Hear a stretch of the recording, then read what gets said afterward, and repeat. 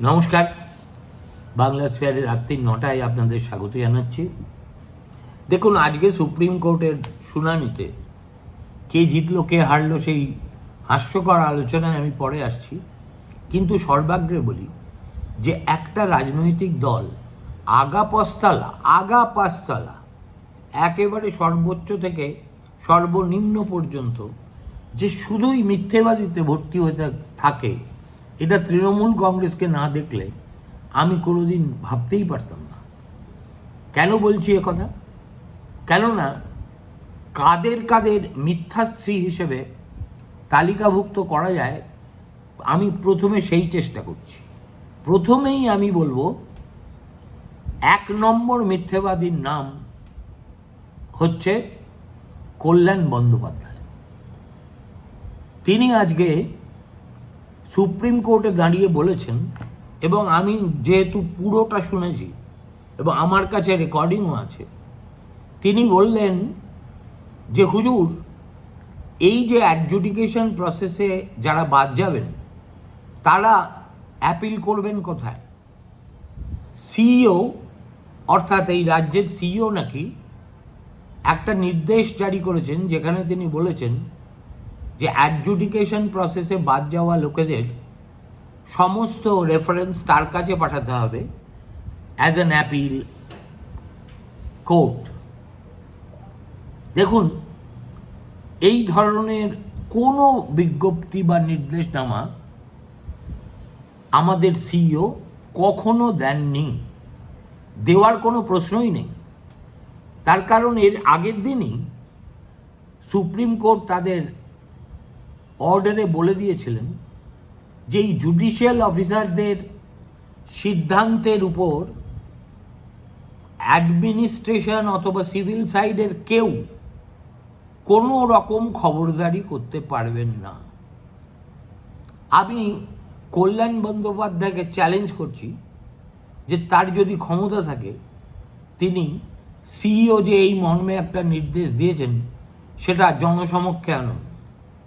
অন্যথায় ইলেকশন কমিশনকে অনুরোধ করব যে এইভাবে যে দিনের পর দিন একদল কৌশলী প্রথম সারিতে দাঁড়িয়ে নানাভাবে কোর্টকে বিভ্রান্ত করার অবিরত চেষ্টা চালিয়ে যাচ্ছেন, এর বিরুদ্ধে একটা যথোপযুক্ত ব্যবস্থা নেওয়ার। কল্যাণ কি করে বলতে পারেন যে জিনিসটা ঘটেইনি, সেটা ঘটেছে বলে তিনি গোটা সুপ্রিম কোর্টকে বলছেন। এবং আমি দেখলাম অনেক পিছনে দাঁড়িয়ে থাকা মিউ মিউ করতে করতে নির্বাচন কমিশনের যিনি কৌশলী, তিনি কোর্টকে বললেন যে হুজুর, যদি এখানে দাঁড়িয়ে যত রকম মিসইনফরমেশন স্প্রেড করা হয় তাহলে আমরা কি করতে পারি? This is not misinformation, this is a deliberate attempt to mislead the court. আমি যেহেতু আইনের লোক নই, অতএব একটা কোর্টকে মিসলিড করার চেষ্টার বিরুদ্ধে কি ব্যবস্থা নেওয়া যায় তা আমি বলতে পারবো না, কিন্তু নির্বাচন কমিশনের উচিত কল্যাণ বন্দ্যোপাধ্যায় যে এইভাবে যা ঘটেনি সেটাকে ঘটেছে বলে নির্দেশ দিয়েছেন, সিইও কথা বলেছেন, তার বিরুদ্ধে অবিলম্বে কন্টেম্প্ট অফ কোর্ট আনা উচিত। 2 নম্বর হচ্ছে মানিকা গুরুস্বামী গতকাল সকালবেলা কোর্ট খোলার সঙ্গে সঙ্গে চিফ জাস্টিসের কোর্টে দাঁড়িয়ে 2টি পিটিশন নিয়ে খুব আর্জেন্ট হিয়ারিংয়ের দাবি করে। এই 2টো পিটিশন করেছেন এমন 2জন ব্যক্তি যারা দাবি করছেন যে তাদের নাম ভোটার তালিকা থেকে বেআইনিভাবে বাদ দিয়ে দেওয়া হয়েছে। গতকালই সূর্যকান্ত বলেছিলেন যে আগামীকাল যখন আমরা এই নিয়ে শুনানি করব তখন এই 2টো নিয়ে আপনি কথা বলতে পারেন। আজকে মানিকা গুরুস্বামী তার মধ্যে দিয়ে গেলেনই না, সেই 2টো পিটিশনের কথা বললেনই না। ফল হলো এই যে 2টো পিটিশনই চিফ জাস্টিস ডাস্টবিনে ছুড়ে দিলেন। আর আরও একটা কাণ্ড তিনি আবিষ্কার করে এই কৌশলীদের দেখালেন, যেখানে বলা হয়েছে যে পিটিশনে দাবি করা হয়েছে যে ইআরওরা একবার সিদ্ধান্ত নেওয়ার পর তাদেরকে ওভাররাইট করার কোনো অধিকার জুডিশিয়াল অফিসারদের থাকতে পারে না। অতএব সুপ্রিম কোর্ট অবিলম্বে এই মর্মে নির্দেশ দিক যে এই অ্যাডজুডিকেটরদের কাছে যত কেস আছে সেগুলো ইমিডিয়েটলি প্রত্যাহার করে নেওয়া হোক। এই পিটিশনটা পড়ে সূর্যকান্ত, সাধারণত ঠান্ডা মাথার মানুষ, তিনি এতটাই উত্তেজিত হয়ে গেলেন এবং একেবারে তীব্র ভাষায় ভর্ৎসনা করলেন যারা এই ধরনের পিটিশন করছেন তাদেরকে। এবং পরে দেখা গেল এই পিটিশন দাখিল করেছেন দোলা সেন। দেখুন, দোলা সেন করেছেন, ডেরেক ওব্রায়েন করেছেন, তারপরে দুজন অ্যাফেক্টেড লোক করেছেন, কত লোক যে পিটিশন করেছেন এই একটা ব্যাপারে তার কোনো হদিশ নেই। কিন্তু একজন রাজ্যসভার সাংসদ, সংবিধান রক্ষা করার তিনিও শপথ নিয়ে পার্লামেন্টের সদস্য হয়েছেন, তিনি যদি আবেদন করেন যে ইআরওদের উপরে খবরদারি করার কোনো অধিকার জুডিশিয়াল অফিসারদের থাকতে পারে না, অতএব তাদের কাছ থেকে সমস্ত কেস প্রত্যাহার করে নেওয়া হোক, তাহলে তার বিরুদ্ধেও কন্টেম্প্ট আনা উচিত বলে আমার মনে হয়। আমি জানি না তারা করবেন কি করবেন না, কিন্তু একথা উল্লেখ করায় উত্তেজিত সূর্যকান্ত যা বলেছেন সেটা শুনলে দুকান কাটা তৃণমূল কংগ্রেসের যে কোনো নেতার দুটো কান লজ্জায় লাল হয়ে যাওয়া উচিত। কিন্তু যেহেতু এই দলে নেতা বা নেত্রীদের আপাত দৃষ্টিতে মনে হয় কান আছে, কিন্তু আসলে দুটো কানই কাটা, সেই জন্য এগুলো তারা রাজ্যের মধ্যেও আনেন না, এবং যদি বা আনেন তাহলে সত্যকে মিথ্যা বলে, মিথ্যাকে সত্য বলে জনগণের দরবারে সেটাকে চালিয়ে দেওয়ার চেষ্টা করেন।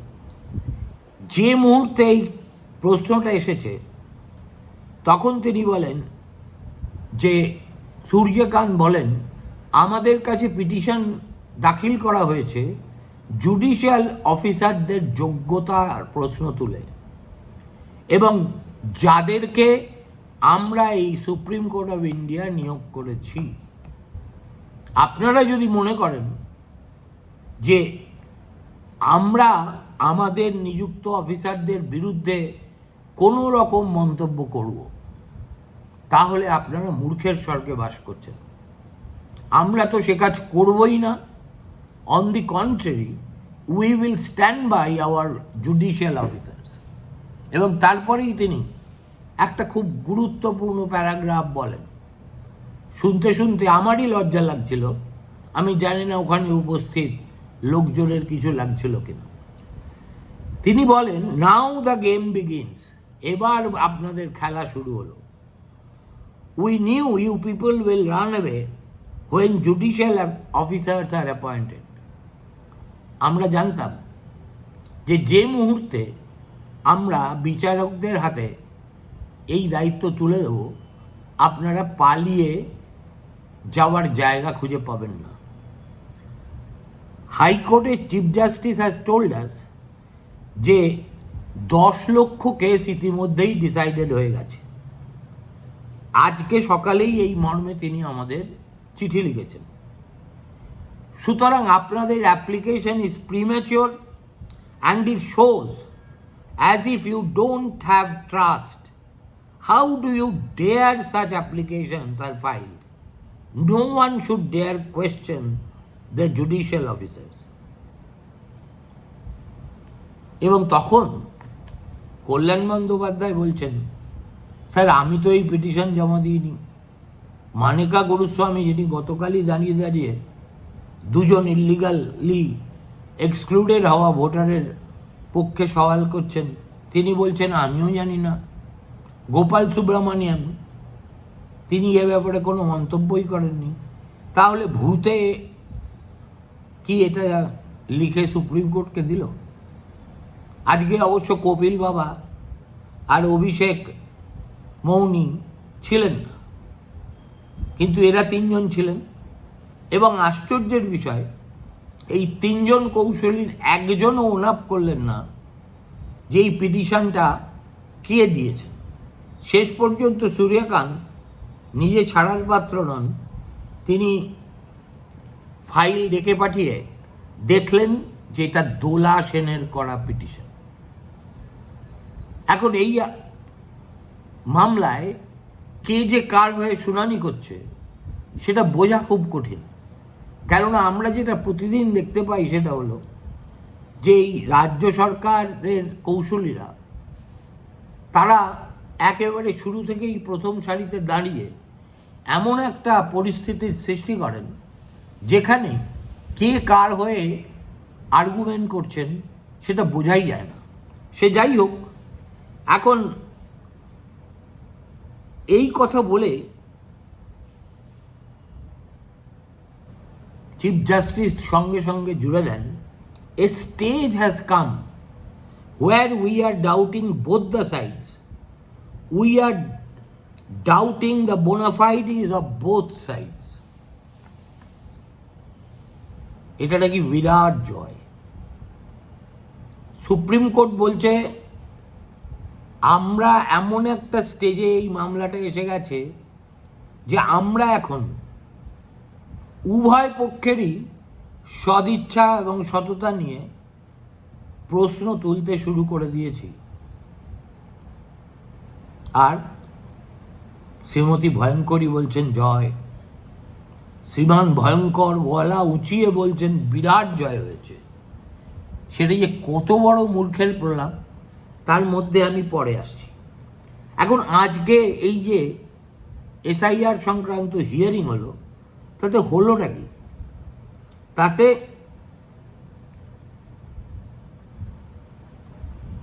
কল্যাণ বন্দ্যোপাধ্যায় দুটো ইস্যু তুলেছিলেন।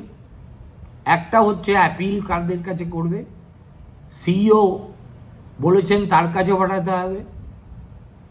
এবং এইটা শুনে সূর্যকান্ত বলেন যে আমরা তো আগের অর্ডারেই লিখে দিয়েছি যে জুডিশিয়াল অফিসারদের নেওয়া কোনো সিদ্ধান্তের উপর কোনো অ্যাডমিনিস্ট্রেশন বা সিভিল সাইডের লোক কোনো অ্যাডজুডিকেট করতে পারবে না। তাহলে এই প্রশ্ন উঠছে কোথায়? আর তখনই নির্বাচন কমিশনের কৌশলী বলেন যে সবাই মিলে যদি মিস ইনফরমেশন ছড়ায় তাহলে আমাদের কি থাকতে পারে। এখন তখন কোর্ট তারা 24শে ফেব্রুয়ারি এই কয়েকদিন আগেই এই সংক্রান্ত যে অর্ডার দিয়েছিলেন তাতে যেখানে লেখা ছিল এই কথাটা সেটা আরেকবার পড়ে শোনা যায়। এখন মানেকা গুরুস্বামী তিনি তার যে দুজন পিটিশনার তাদের কথা না বলে উঠে দাঁড়িয়েই বলেন যে হুজুর, এই যে 63 লক্ষ কত কেস জুডিশিয়াল অফিসারদের কাছে অ্যাডজুডিকেশনের জন্য পাঠানো হয়েছে, তার মধ্যে 7 লক্ষ কেস ইতিমধ্যেই ডিসপোজড অফ হয়ে গেছে। তখন অত্যন্ত বিরক্ত হয়ে সূর্যকান্ত বলেন, আপনি কিছু জানেনই না, আপনি দয়া করে আমার কথাটা শুনুন, তারপরে আপনার যা বলার বলবেন। আর তখনই তিনি বলেন যে আজ সকালেই তারা কলকাতা হাইকোর্টের প্রধান বিচারপতি সুজয় পালের কাছ থেকে একটা চিঠি পেয়েছেন, যে চিঠিতে পরিষ্কার করে লেখা আছে 7 লাখ নয়, গতকাল সন্ধে পর্যন্ত 10 লক্ষ প্লাস লোকের কেস ডিসপোজ হয়ে গেছে। মানেকা গুরুস্বামী একটু থতমত খেয়ে যান। তিনি বলেন এই 7 লক্ষটা একটু আগের ডেটের। কল্পনা করুন আজকে 10ই মার্চ শুনানি হচ্ছে, আর সরকারের কৌশলী তিনি 3 দিন আগের স্ট্যাটিস্টিক্স দিয়ে কোর্টকে বলছেন মাত্র 7 লাখ হয়েছে।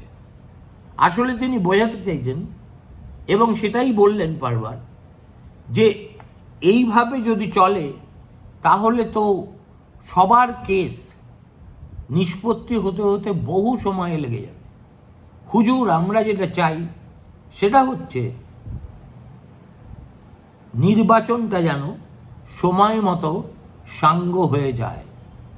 তখন জয়মাল্য বাগচি ইন্টারভিন করে বলেন যে দেখুন, আমরা জুডিশিয়াল অফিসারদের দায়িত্ব দিয়েছি, তারা দিবারাত্র চেষ্টা করে কাজটা তুলে দেওয়ার চেষ্টা করছে।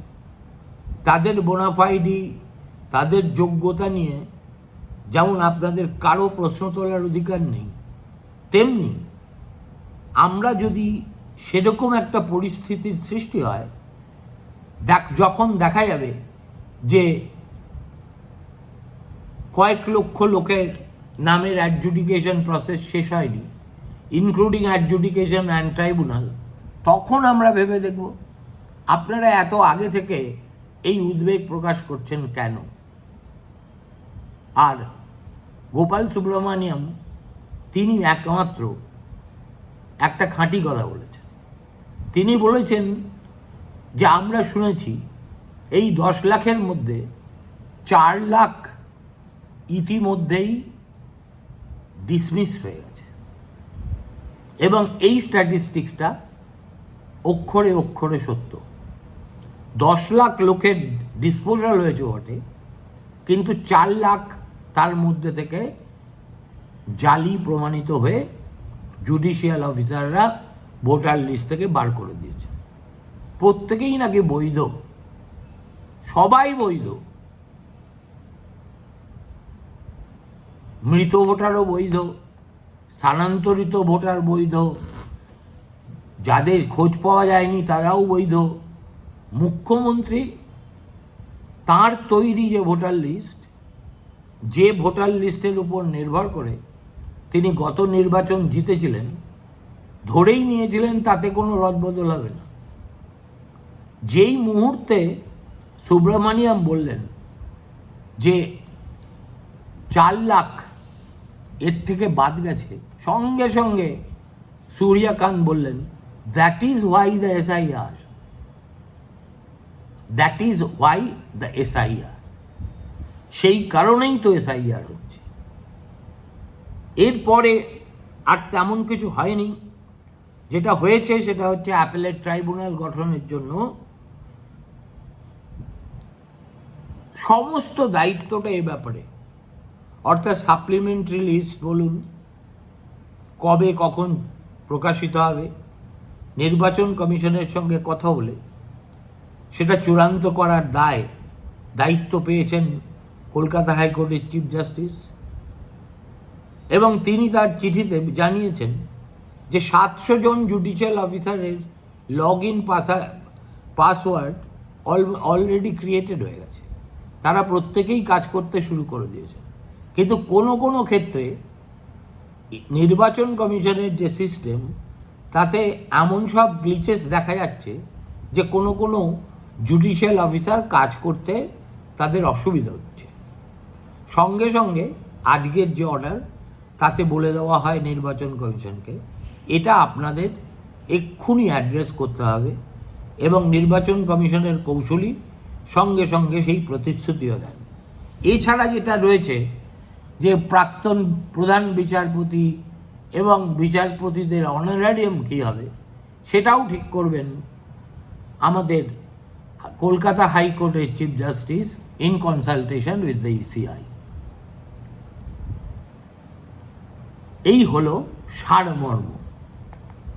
এবং এই ধরনের একটা খেলা খেলতে গিয়ে কিভাবে আজ টিএমসি সেলফ গোল খেলো, আমি সেটাই সংক্ষেপে ব্যাখ্যা করে আজকের এই ভিডিও এই পর্বে শেষ করব। কেননা এই যে জয় জয় জয় আমাদের জয়, আমরা যা বলেছি তাই হয়েছে, ইলেকশন কমিশনের মুখে ঝামা ঘষে দিয়েছে সুপ্রিম কোর্ট, আজকে দেখলেন আপনারা ওই ধর্ণা মঞ্চ আসলে 5 দিনের একটা ফ্লপ শো, তুলে নেওয়ার জন্যও তো একটা এক্সকিউজ লাগে। সুতরাং একটা 82 শিক্ষার থাপ্পড় খেয়ে সুপ্রিম কোর্ট থেকে আসার পরে এটা আমাদের জয় বলে জনতার সামনে প্রজেক্ট করে ধর্ণা তুলে দেওয়া হলো। আমি তো গতকালই বলেছিলাম যে এবার দয়া করে উঠুন। আজকে যে তিনি উঠেছেন তার জন্যে আমি রাজ্যবাসীর পক্ষ থেকে তাকে কৃতজ্ঞতা এবং ধন্যবাদ জানাচ্ছি। কেননা এই ধরনের সস্তা 3 পয়সার পালা দিনের পর দিন দেখাও যায় না, সহ্যও করা যায় না। সুতরাং সঠিক সময়ে আপনি গাত্রোত্থান করেছেন, এই জন্য আপনি ধন্যবাদার্হ। এবার বলি কোথায় সেলফ গোল। টিএমসি বলেছিল জুডিশিয়াল অফিসারদের বিজেপি নাকি প্রভাবিত করার চেষ্টা করছে। এই মন্তব্য করেছেন অভিষেক বন্দ্যোপাধ্যায়, একবার নয় 10 বার। তার নেত্রী করেছেন। এই ধরনের একটা আউটরেজাস কমপ্লেন করার পরে তারা বলছেন নির্বাচন কমিশন নাকি জুডিশিয়াল অফিসারদের নানাভাবে বিভ্রান্ত করার চেষ্টা করেছে। একদিন ছিল বিজেপি, আজকে হয়ে গেল নির্বাচন কমিশন। অথচ না বিজেপি না নির্বাচন কমিশন এই জুডিশিয়াল অফিসারদের নিয়োগ, কে আসবেন, কেন আসবেন, কোথা থেকে আসবেন, এর পুরো দায়িত্বটা রয়েছে কলকাতা হাইকোর্টের চিফ জাস্টিসের কাছে। হয় তারা ইংরেজি ভালো বোঝেন না, আর নয় বুঝেও লোককে মিসলিড করবেন বলে রোজ 4টে করে মিথ্যে কথা বলে। আজকে তো অজস্র মিথ্যে কথা বলেছে এবং আত্মঘাতী গোলটা কোথায় খেলেন। তৃণমূল চাইছে যেভাবে হোক এই ঝাড়াই বাছাইয়ের প্রক্রিয়া শেষ করে সময় মতো যেন নির্বাচনটা হয়। আমি আপনাদের বলছি, যে কথা অতীতেও বলেছি, সেটা সম্ভব হবে কিনা কেউ তা বলতে পারে না। কেননা এই যে অ্যাপেলেট ট্রাইব্যুনাল গঠিত হলো, ধরুন 10 লক্ষের মধ্যে 4 লক্ষ লোকের নাম ছাঁটাই হয়ে গেছে। আমি যদি এইটাকে একটা বেঞ্চমার্ক হিসেবে নিই, তাহলে 60 লক্ষ লোকের মধ্যে অন্তত 20-22 লাখ লোকের নাম বাদ যাবে। সেই 20-22 লাখ লোকের কেস ডিসপোজ অফ করতে অ্যাপেলেট ট্রাইব্যুনালের কতদিন সময় লাগতে পারে?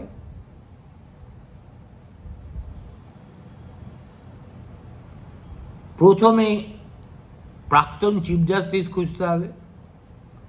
ভলিউম অফ দ্য কেসের উপর নির্ভর করবে কটা ট্রাইব্যুনাল গঠিত হবে। এরপরে দেখা যাবে যে অন্তত 100টা ট্রাইব্যুনালই গঠন করতে হলো। সেটা করতে জাজ খুঁজে পাওয়া যাবে? প্রাক্তন চিফ জাস্টিসদের মধ্যে অনেকেই তো এ রাজ্যে এসেছিলেন বাইরে থেকে। শিবজ্ঞানমকে যদি বলা হয় যে স্যার আপনি ফিরে এসে একটা ট্রাইব্যুনালের মাথায় বসুন, তিনি রাজি হয়ে যাবেন সহজে। এ রাজ্যে চিফ জাস্টিসগিরি করতে এসে তার যে তিক্ত অভিজ্ঞতা হয়েছে, তার পরিপ্রেক্ষিতে কিছুতেই শিবজ্ঞানমের রাজি হওয়ার কথা না।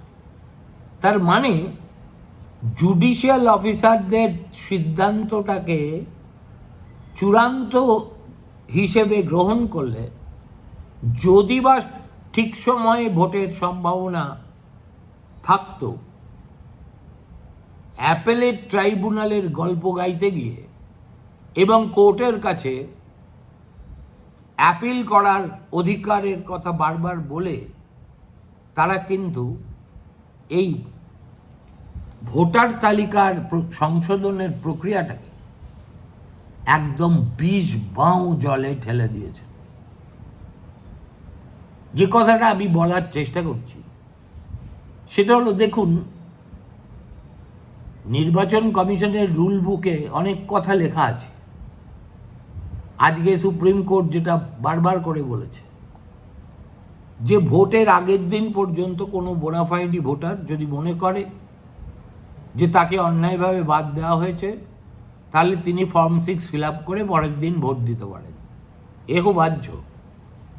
কিন্তু যদি দেখা যায় যে ট্রাইব্যুনালে ধরা যাক 10-15 লাখ কেস পেন্ডিং হয়ে পড়ে আছে, তখন নির্বাচন কমিশন নির্বাচন ঘোষণা করে দিলেও সেটাকে ক্যারি আউট করতে পারবেন কি? তখন তো যারা এফেক্টেড তারা আবার সুপ্রিম কোর্টে দৌড়বেন। আজকে সেই ইঙ্গিতই দিয়েছেন জয় মাল্য। তখন সুপ্রিম কোর্ট কি করবে? 10-12 লাখ লোকের ভোটাধিকারের নিষ্পত্তি না করে ভোট করাটা মানুষের মৌলিক অধিকারকে অস্বীকার করে ভোট করার সামিল। অতএব গল্পটা কিন্তু আসলে ঘেঁটে হয়ে গেছে। এই আত্মঘাতী গোল খেয়ে যারা বলে আমাদের বিরাট জয় হয়েছে, ঈশ্বরও তাদের রক্ষা করতে পারবেন বলে আমার মনে হয় না। ভালো থাকবেন, ফিরে আসছি রাত্রি 10টায়।